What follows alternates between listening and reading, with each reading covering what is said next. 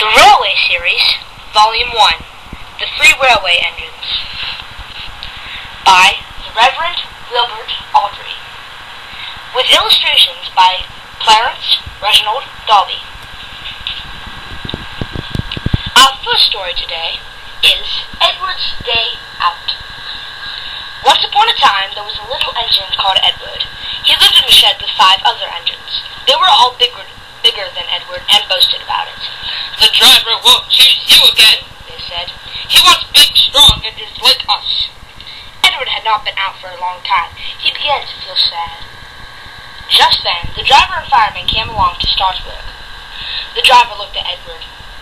"Why are you sad?" he asked. "Would you like to come out today?" "Yes, please," said Edward. So the fireman lit the fire and made a nice lot of steam. Then the driver pulled the lever and Ed puffed away. "Beep, beep," he whistled. "Look at me now!" The others were very cross at being left behind. Away went Edward to get some coaches. "Be careful, Edward," said the coaches. "Don't bump and bang us like other engines do." So Edward came up to the coaches very, very gently, and they started to fasten the coupling. "Thank you, Edward," said the coaches. "That was kind. We are glad you were taking us today." Then they went to the station where people were waiting. "Beep, beep," whistled Edward. "Get in quickly, please." So the people got in quickly, and Edward waited happily for the guard to blow his whistle and wave his green flag.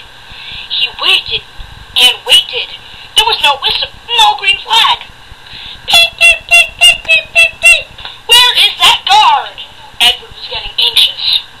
The driver and fireman asked the station master, "Have you seen the guard?" "No," he said. The porter, "Have you seen the guard?"